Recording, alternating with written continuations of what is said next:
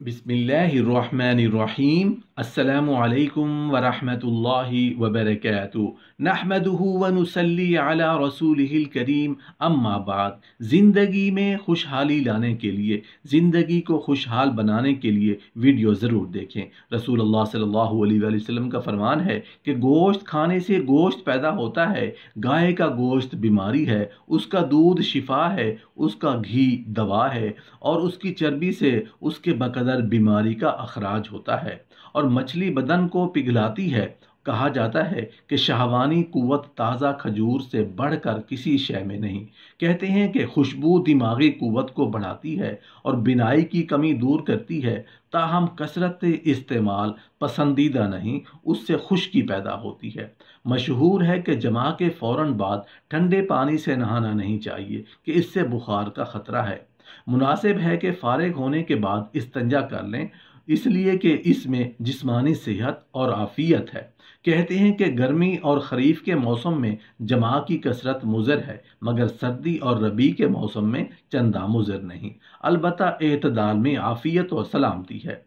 खाली पेट जमा से वो मुज़रत नहीं होती जो पुरमेदा होने की सूरत में है। कहते हैं कि भरे पेट जमा करने से पैदा होने वाली औलाद भारी तबीयत और शकील मिजाज यानी कुन जहन होती है, और खाली पेट जमा करने से हल्की फुल्की तबीयत चुस्त चालाक यानी ज़हीन औलाद पैदा होती है। कहती हैं जमा से फारिग होकर सीधे पांव खड़े नहीं होना चाहिए, बल्कि दाईं करवट लेना चाहिए कि ये जिस्मानी सेहत के लिए मुफीद है। कहा जाता है कि ऐसा करने से इंशाअल्लाह बच्चा पैदा होगा।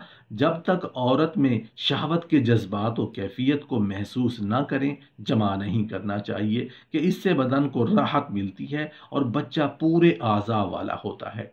हज़रत अली रज़ी अल्लाह अन्हु फरमाते हैं कि जो शख्स लंबी ज़िंदगी चाहता है वो सुबह को खाना जल्द खाए और शाम को देर से खाए, अपनी चादर हल्की रखे और औरतों से मेल जोल कम रखे। पूछा गया कि हल्की चादर से क्या मुराद है? फरमाया कर्ज कम लिया करे। हज़रत अली रज़ी अल्लाह अन्हु का मकूला है कि खाने की इब्तदा और इंतहा नमकीन चीज़ पर हो तो अल्लाह ताला 70 किस्म की अमराज से हिफाजत फरमाते हैं।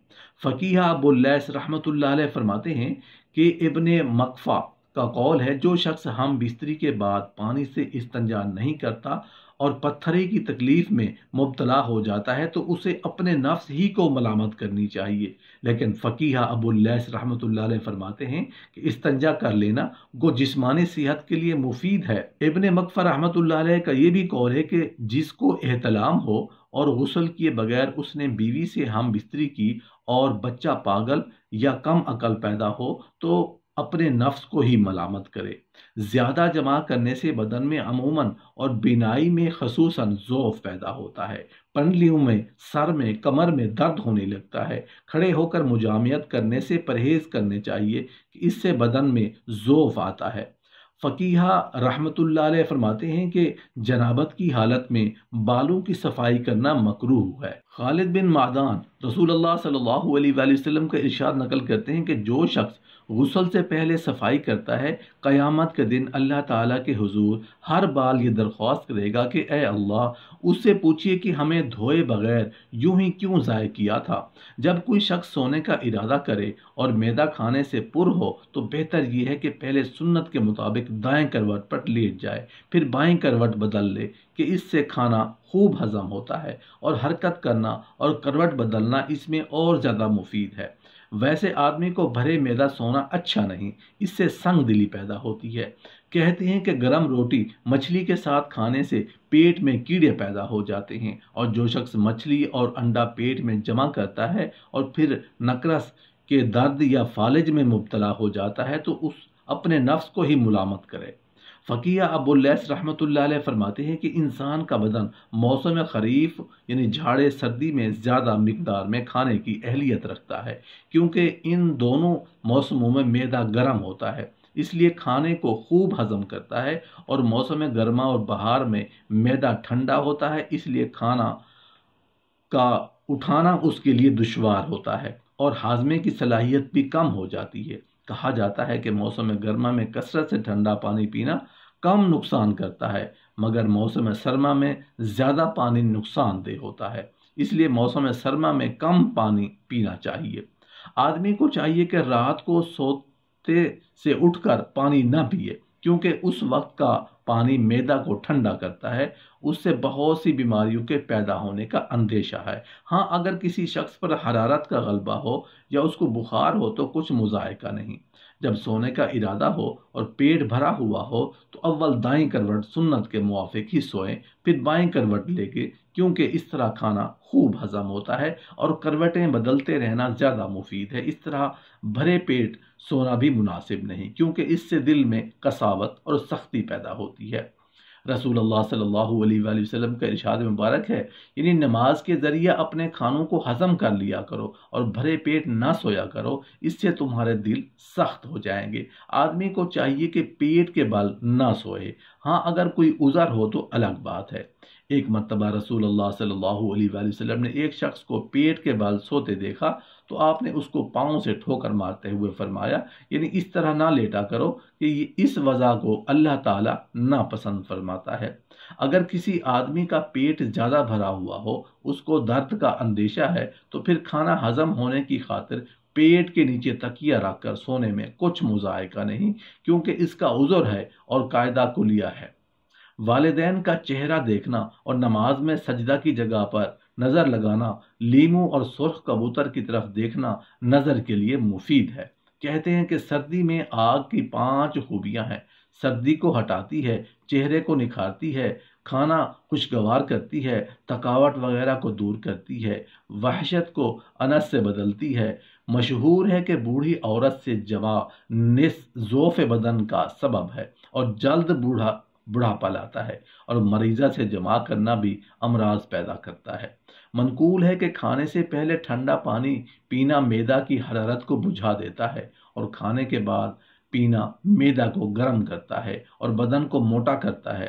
جب کسی شخص نے کوئی میوہ مثلا سیب، زرد، آلو، انگور اور منقع وغیرہ کھایا ہو تو اس کو فوراً پانی نہ پینا چاہیے، کیونکہ اس سے معدہ خراب ہو جائے گا۔ ہاں، گھنٹہ 2 گھنٹہ صبر کر کے پھر پیے، کیونکہ اس میں نقصان کم ہے۔ جب کسی نے گرم چاول کھائے یا کسی قسم کا حلوہ گرما گرم یا ٹھنڈا کھایا تو فوراً ٹھنڈا پانی نہ پئیں، یہ دانتوں کے لیے نقصان دہ ہے۔ اور جب پانی پینے کا ارادہ کرے تو پہلے 1-2 لقمہ روٹی کے کھا لیں، پھر پانی پئیں، کیونکہ اس میں ضرر کم ہے۔ مچھلی کے ساتھ گرما گرم روٹی پیٹ میں کیڑے پیدا کرتی ہے، جس سے اپنے پیٹ میں مچھلی اور دودھ کو جمع کیا اور اس کو برس ہو گیا تو اپنے نفس کو ملامت۔ جس نے مچھلی اور انڈا ایک وقت میں کھایا اور اس کو داڑھوں میں درد ہو جائے تو اپنے نفس کو ہی برا بھلا کہے۔ جس نے اپنے پیٹ میں نبیذ یعنی شراب اور دودھ جمع کیا پھر اس کو برس ہو گیا تو اپنے آپ کو ہی ملامت کرے۔ جب کوئی شخص کھانا کھائے تو درمیان میں پانی نہ پیے، جب کھانے سے فارغ ہو جائے تب پیے، کیونکہ اس میں ضرر کم ہے۔ یوں ہی انسان کو چاہیے کہ دودھ کو کھٹائی، ساگ اور میووں کے ساتھ جمع نہ کرے۔ میوہ کھانے سے پہلے کھانا کم نقصان کرتا ہے اور بعد میں زیادہ ضرر کرتا ہے۔ آدمی کو بار بار نہیں کھانا چاہیے، بلکہ ایک بندھے وقت پر کھائے۔ متفرق اوقات میں کھائے گا تو دوسرا کھانا پہلے کھانے کے ہضم ہونے سے قبل معدہ میں جائے گا، جو معدے کی کمزوری کا باعث ہوگا۔ منقول ہے کہ 4 چیزیں کا انجام اچھا ہونے کے بعد ہی قابل تعریف ہوتی ہے۔ نمبر 1، کھانا جب تک ہضم نہ ہو قابل تعریف نہیں۔ نمبر 2، جنگ کرنے والا جب تک جنگ سے واپس نہ آ جائے۔ نمبر 3، کھیتی جب تک پک نہ جائے۔ نمبر 4، عورت جب تک مر نہ جائے۔ کہا جاتا ہے کہ گرم اوقات میں گوشت بکثرت کھانا بیماریوں کو پیدا کرتا ہے۔ گرم توے کی پکی ہوئی روٹی کھانا زیادہ نقصان ہے، جب تھوڑی دیر گزر جائے اور ابھی سخت نہیں ہوئی تو کم مضر ہے۔ انجیر بکثرت کھانے سے جوئیں پیدا ہوتی ہیں، اور نمکین کھانے کا بکثرت استعمال بینائی کو نقصان پہنچاتا ہے۔ جب کسی شخص نے سفر کیا اور کسی نئے شہر میں داخل ہوا تو پہلے سرکہ اور پیاز کھائے تاکہ اس شہر کی آب و ہوا اس کا نقصان نہ پہنچائے۔ پیاز کا کثرت استعمال بلغم کو بڑھاتا ہے اور آنکھوں میں سیاہی لاتا ہے۔ تیز و ترش چیزیں بکثرت کھانا بڑھاپا جلد لاتی ہیں۔ مسور دل کو نرم کرتی ہے اور خون رطوبت کو جذب کرتی ہے اور اس کو کثرت میں ضرر کا اندیشہ ہے۔ منقول ہے کہ خوشبو دماغ کو تیز کرتی ہے، بینائی کو قوت دیتی ہے اور خوشبو کی کثرت اچھی نہیں کیونکہ یہ مرض پیدا۔ گلاب جلد بڑھاپا لاتا ہے، نرم لباس خون کو زیادہ کرتا ہے، سخت لباس خون کی رطوبت کو جذب کر لیتا ہے۔ خوشی کی شدت بہت جلد ہلاک کر دیتی ہے بنسبت غم کی شدت کے، کیونکہ خوشی کی شدت بارد ہے اور برودت حرارت سے زیادہ مہلک ہے، اور غم کی طبیعت گرم ہے اس لیے کہ وہ جگر سے پیدا ہوتا ہے۔